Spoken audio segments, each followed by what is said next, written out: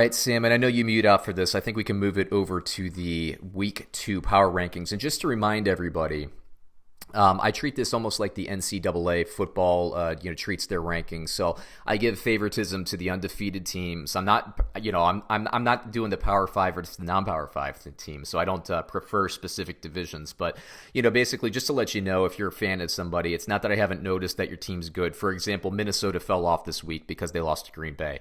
I like Minnesota quite a bit, so don't take any offense to that. I'm really just trying to give credit where credit is due to the early season records at this point, just to talk about everybody. As we shake on during the season, believe me, I'm going to rank this. And also the way I look at it is right now, like within this list, if I had to bet like who would win on a neutral field, that this is the team that I would pick. So I know it can be polarizing at sometimes. Try not to get your panties into twists, if I didn't put your team in there, because I like a lot of teams and it's just hard to fit 10 in there. And I like to talk about different teams from time to time too. So let me just get into it. I'm going to go from 10 to 1. The first team on my list is actually, I think, the lone 1-1 team on this list. It's the Philadelphia Eagles, and the reason I chose the Philadelphia Eagles as the singular 1-1 team to get on this list right now is because they lost that Atlanta game. They were within a half yard of extending that drive at the end of the game. They could have easily covered that spread this weekend, but Zach Ertz, he got tackled. I mean, that was a reviewable play that could have gone either way. Basically, if the officials had spotted that at a first down, the review would not have overturned it. It was that close. But they were missing Alshon Jeffrey and Deshaun Jackson. Now those guys will come back. What I like about Philadelphia is their run defense is stout. Their offense looks like it's in midseason form already. I really like what I'm seeing from Carson Wentz when he has his full stable of receivers. Zach Ertz, for example, was the only tight end on the roster, and they were rolling with Nelson Aguilar and Hollins and Arcega-Whiteside. Really, I think going forward, this is the Alshon Jeffrey, Deshaun Jackson, Goddard, Aguilar, Arcega-Whiteside. When you have all those guys, this team's going to be able to move the ball. What I don't like about Philadelphia is two things. One, they can't get the running game going. If you can't get the running game going against Atlanta, I'm a little worried. Now, Minnesota, in working with them, I take it back. Sorry, I was thinking about Atlanta. Atlanta gave up some yards to Minnesota. I'm not so worried about, and that's why Philadelphia couldn't get it going. But Washington, I think their defense is underrated. In Week 1, but to see Atlanta kind of stuff their run game down, I don't know what to think about that. Maybe Atlanta's defense is improving after kind of getting punched in the face in that Week 1 matchup. Maybe not. We'll see going forward. But Philadelphia, I think they're a little bit better. They also give up a little bit too many passing yards. Detroit plays them this week. I actually think Matt Stafford will have a nice game. Sorry, Detroit fans, but your 1-0-1 team did not make the list this week. That's not to say I don't respect what they're doing. I noticed them, so I want to give you some love as well, Detroit fans. 1-0-1. I love that Ty Johnson, that young guy. I love Kerryon Johnson, by the way. I think he's a really, really good running back. Like I said, I think Stafford, I think this passing game is going to get going this week. I think they'll have big games. Hey, if they handle their business against Philadelphia, they make the list next week. I can promise you that. A 2-0-1 Lions team will make the list next week if they can knock off Philly. Let's see, number 9 on Philly, by the way, is plus 1,500. If you're into futures bets, I actually like that one. Bovada plus 1,500. Get it in there. Let's see, Buffalo is my number 9 team. I like them quite a bit. Now, I just heard Devin Singletary is out, will probably be out anyway with a hamstring issue. I need to look a little bit more into that. But, this week they play Cincinnati. They're 2-0. I like what this defense is doing. I've been saying all offseason that this defense is really, really good. My question to begin the season, or I should say the offseason, when we were doing our previews, was whether or not Josh Allen was going to be able to carry this offense. He looks like he can. What I don't love right now about the Bills is they're just kind of slamming Frank Gore's head against the offensive line 3 yards in a cloud of dust, and then throwing the ball deep. What I liked when I saw preseason, what was kind of getting me a little bit more excited about this Bills team from a betting point of view, what I liked was that, back when they had LaShawn McCoy and Singletary, they were throwing the ball into the flats a little bit more. They were throwing, some tight end screens, some wide receiver screens. They were working the short passing game a little bit more, which helps the running game open up, and then also helps down the field passing open up as well. So I like that. I know Buffalo has that within them. Right now, it seems like they're just kind of running Frank Gore up the middle and then trying to take deeper shots. I'd like them to see them work short and intermediate just a little bit more. But this Buffalo team, let me tell you, if Josh Allen, and we know what he does on the ground, to me, he looks almost like a little young Cam Newton. There are some accuracy issues. He's had even more opportunities to score even more points. I like this team, man. This team is, I know as you're talking to some other people in the betting circles that they were betting the over on the wins, and they're going to hit that. So great for the Bills. Great for Bills fans. It's nice to have some excitement there. I hope Singletary will come back soon because I think he's, the most electric player on that team. I like John Brown. I like what they're doing, and I want to give them some respect. So 2-0 Buffalo, you're my number 9 team at the moment, and you certainly have opportunity to move up even more. Number 8 on my list right now is San Francisco, and I struggled with this 5. Oh, sorry, I didn't mention Buffalo. If your future's better, they're at plus 5,000 according to Bovada. You can check that out. I like the Philadelphia bet at 1,500 a little bit more, but do what you want to do. Now back to San Francisco at number 8. I struggled with 5 through 8. And I was scratching out, and if you could see my notepad right now, I was scratching out like all the names and everything. But what I like about San Francisco, the reason I have them at number 8, and I put them ahead of Buffalo, is that I like the front 4 of San Francisco. They're getting rushed and they can get pushed with the front 4 defensive line. This team can run the ball effectively. It's a Shanahan system. Shanahan's systems always run the ball. They ran 42 times last week if you count Garoppolo's runs for like over 6 yards a carry against Cincinnati. By the way, Buffalo's playing Cincinnati this week. I think Frank Gore has a nice game if you're into daily fantasy, which I am. So yeah, San Francisco, I think they'll play well. They're playing Pittsburgh this week. I like Garoppolo's ability to throw the ball. I like Deebo Samuel. I like Marquise Goodwin. Their receivers are good. They finally basically have talent everywhere on offense to execute the system.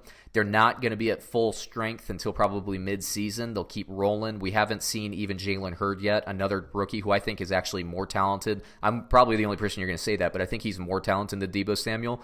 I mean, we haven't even seen them at full strength yet. They have Kittle. They're really good offensively, and when that defensive line can rush the quarterback with 4 so they can get pressure without blitzing, that's a good thing. And they have Richard Sherman back there. They're another team, I think, that could be in the Jalen Ramsey thing. If you pair up Jalen Ramsey and Richard Sherman, I think that's worth the investment now. San Francisco 2-0. This is a very, very good division, the NFC West. For some reason, everybody else is down on them. Brad and I in the Get Paid podcast were very high on the NFC West, and we like the San Francisco 49ers, so that's why they're number 8 on my list, and they're at, according to Bovada, plus 2,500 for futures. I don't think this is a Super Bowl ready team yet.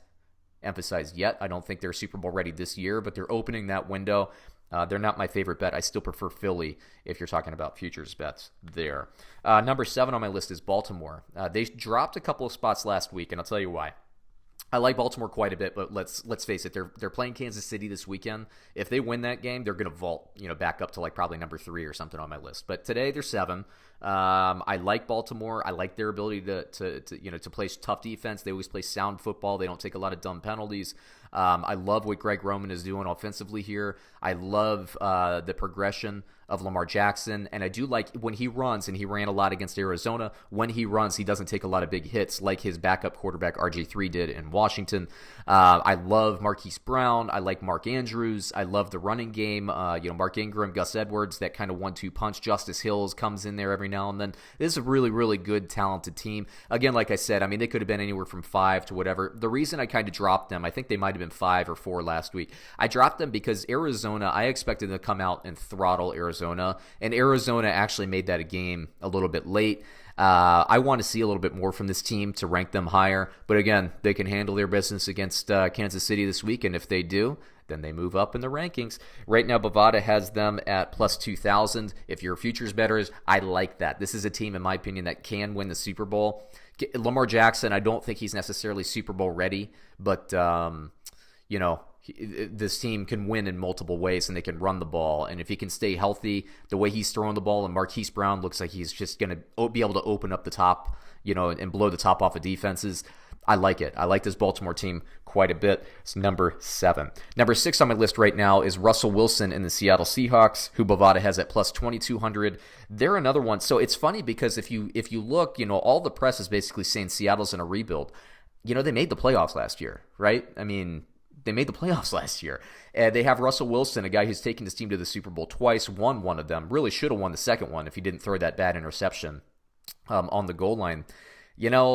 I just, they probably would have lost it to Pittsburgh last week had Roethlisberger played, but they didn't. And frankly, let me say this, Mason Rudolph came in and had better numbers when he came in relief than Ben Roethlisberger did before he went out. So you can make that argument either way. I personally feel like Seattle would have lost that game on the road at Pittsburgh, but it doesn't matter because they're 2-0.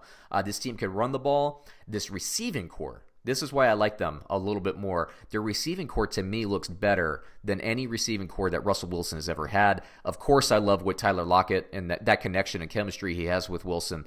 DK Metcalf is only going to get better, and I like their young guy. I think his name is Malik Turner. He looks like a big, physical, imposing receiver. And then you have Will Dissly and Nick Van Nett, who they're not something to, that you're really going to stake your fantasy football franchise on. But let me be real about this. Will Dissly caught, I think, 2 touchdowns in 4 games last year before getting hurt. I think he has another 2 this season in the first 2 games. He's somebody you got to pay attention to. Russell Wilson likes him on the goal line. This team can score. And this defense, Jadeveon Clowney, he's only going to make them better. This defense is young. And Pete Carroll has them playing good football. He had them playing good football last year. They're not in a rebuild, guys. Get over it. They're not in a rebuild. Bovada, once again, has them at plus 2,200. So if your future is better, I like that one. Tough division, NFC West. They haven't even started kind of knocking on each other yet, but I like that team. Number 5 on my list, another NFC West team, the Rams, at plus 900. Bovada has them at. So the Rams, to me, they're not playing at peak yet. And that's a good thing if you're a Rams fan. Who cares if you're at peak in week 1? I mean, we're seeing New England and Kansas City at peak in week 1. We saw the Rams at peak, early in the season last year. We saw Green Bay at peak a few years ago in like weeks 1 through 8. That stuff doesn't matter. Okay, what matters is that you hit your peak in playoff time. Look, Jared Goff, I think he played a little bit better last week. They're going to be playing Cleveland this week. It's going to be a very interesting game to watch. Todd Gurley, 16 carries compared to Malcolm Brown's 6. This isn't a backfield split. Again, I think Los Angeles is very mindful that they want Gurley fresh at the end of the season. When it's crunch time, Gurley still gets the carries. This is a very good team, and I've just been talking about their offense. Defensively, they're really good. They have Aaron Donald still.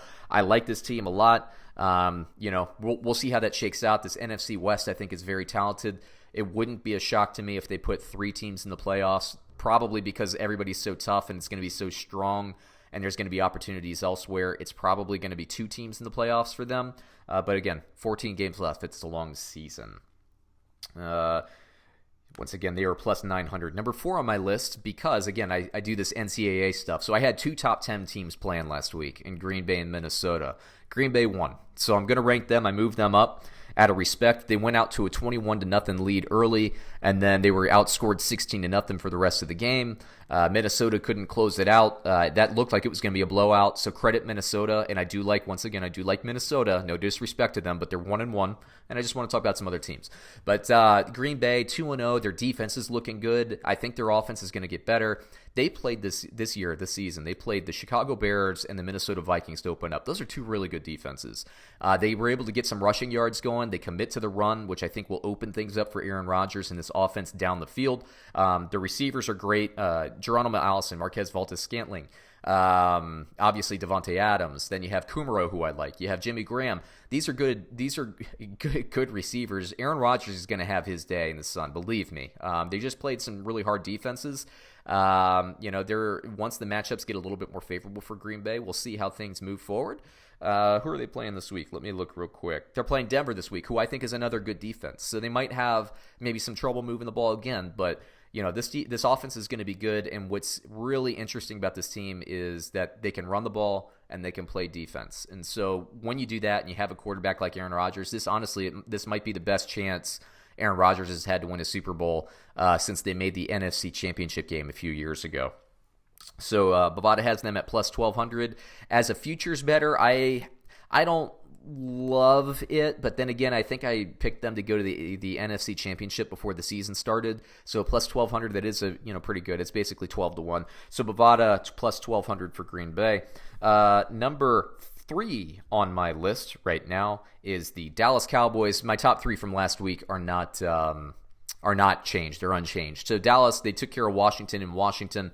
They have Miami this week, so they're very likely to stay up on this list unless they, almost blow it. They might move down. Like if they give up a lot of yards to Miami's offense and Josh Rosen in his first start there, that might warrant me moving Dallas down a little bit. But the odds are, I think they're like 23-point favorites or something like that. I haven't looked at Bovada recently, but yeah, man, they're pretty good. So Dallas right now is at plus 1,100. As a futures bet, I like them. To me, I think that Green Bay and Dallas are the top two teams in that conference right now. I like what Dak Prescott's doing, but they played the Giants and they played the Redskins. They're 2-0 in the division. That's a big deal for them to get into the playoff hunt. Kellen Moore, the defensive coordinators don't really have a really good book of knowledge on him yet to see his play calling tendencies. We'll see what happens in the middle of the year. Then we have number 2 on my list, the Kansas City Chiefs at plus 700 according to Bovada. They're just electric. Nobody can stop the Kansas City Chiefs at this point. They play the Baltimore Ravens. Very interesting game. We're going to see a lot of information there. If Baltimore plays them tough, and even if they lose, they're probably going to stay in the top 10. Basically, the loser of this game, if it's a close game, is going to stay in the top 10 in my power rankings this year. So, they're just two really good teams playing each other early in the season. Very interested to see what happens. My guess is that Baltimore throttles the run and Patrick Mahomes beats them over the top. But we'll see if Baltimore's defense, their tough defense, can rise to the challenge. Number 1 on my list right now is still the New England Patriots. Antonio Brown looked really good this week. I'm not even talking about the allegations. It looks like he's not going to be prosecuted anyway with the main stuff. I talked about them on other podcasts. If you want to get my opinion, you can flip over, on Underdog TV on YouTube. Look for that stuff. But Tom Brady he was the most targeted receiver already in this offense in his first game. Tom Brady, I think there was some timing issues, maybe some route running issues, like just unfamiliarity between, the Tom Brady and Antonio Brown. The chemistry will continue to get better. He threw to Antonio Brown in the end zone quite a bit last week. Antonio Brown had one. He could have easily had 2 or 3. I think this Antonio Brown experiment's going to work. They are still my favorites to win, and Bovada agrees they're at plus 300 to win the Super Bowl this year. So there you go. There is my my weekly power index, my power rankings with respect to the Lions, with respect to the Chargers, who are 1-1, with respect to the Oakland Raiders. I'm seeing you, Oakland. I know what you're doing. You played a really tough Kansas City team. You can get back on the list this week if you take care of business in Minnesota. And Minnesota, respect to you, if you take care of business against a team who I think is pretty good in Oakland, you'll probably be back on the list. Cleveland, you have a big game against the Rams. We saw what you did against the Jets, but third-string quarterback, I want to see it against a good team. You have that opportunity at home. So a lot to like so far. I like a lot of teams, but those are my top 10. Let me know what you think. Who would your top 10 be? If you could comment, just rank your top 10. I'd love to see it. I'd love to talk to you about it. Comment on our YouTube video. Once again, if you could please subscribe to all our content. Our podcast on Podcast One, Functional Sportsaholic.